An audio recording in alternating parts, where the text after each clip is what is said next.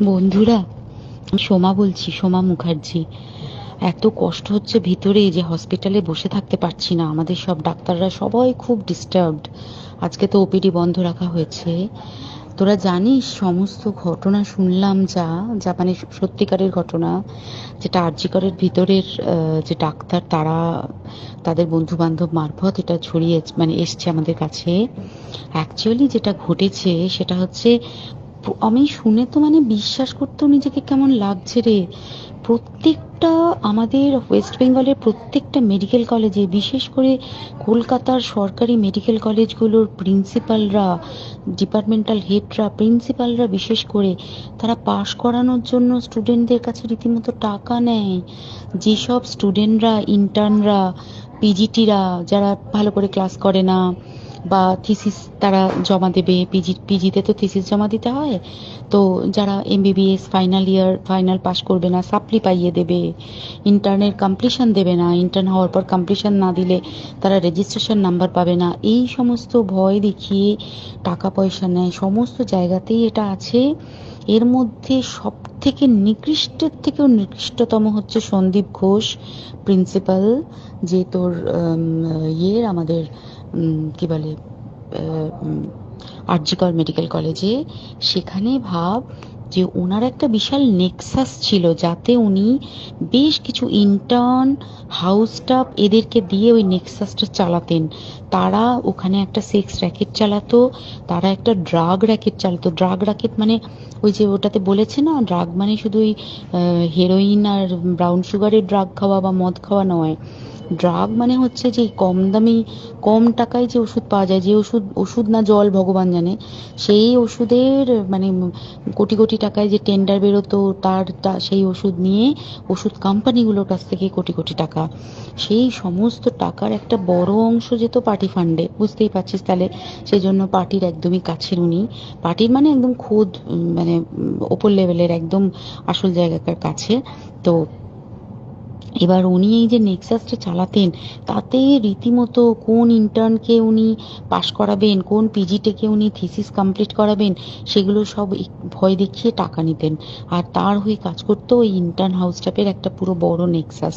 এবার এই মেয়েটির, যে পিজিটি মেয়েটি অত্যন্ত ভালো, সে তার থিসিসটা কমপ্লিট করাবে না বলে হুমকি দিচ্ছিল। সে এটা জানতে পেরে গিয়ে বলেছিল যে আমি এরকম কোনোভাবেই মেনে নেব না, আমি এর এর বিরুদ্ধে আমি যাব এবং আমি এর বিরুদ্ধে সব ফাঁস করে দেবো।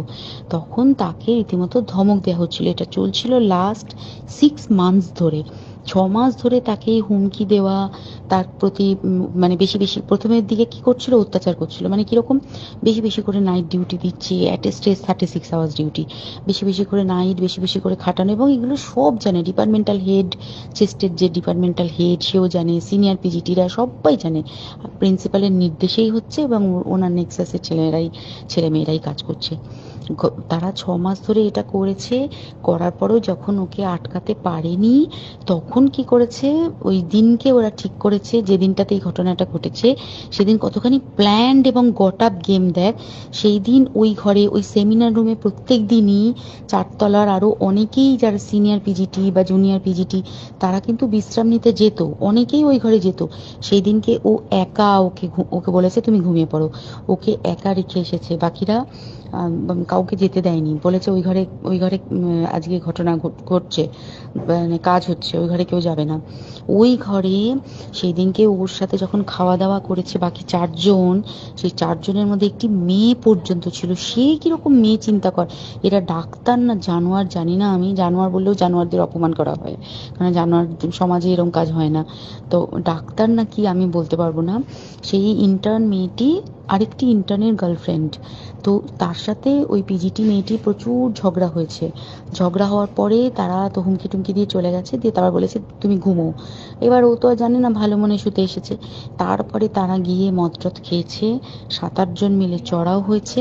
এবং তোরা জানিস যে প্রথমে তার হাত দুটোকে দুপাশে 2 জন ধরে রেখেছে এবং সেই কাজে সেই মেয়েটিও সাহায্য করেছে, ইন্টার্ন মেয়েটি।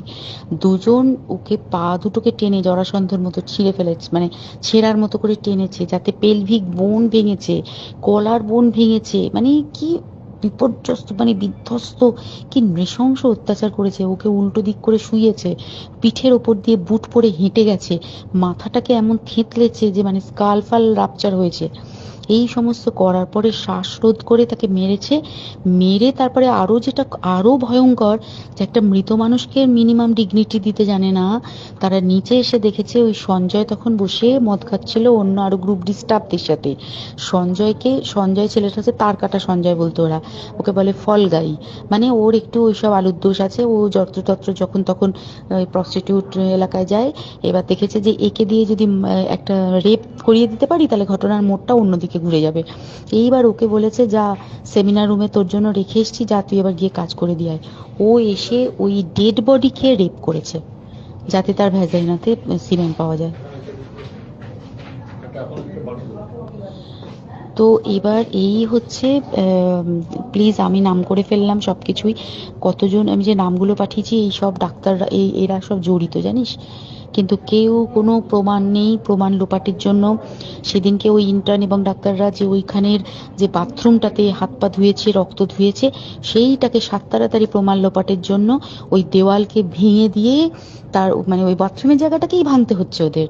ওখানে নাকি ওরা রুম বানাবে, কালকে দেখেছিস তোরা খবরে।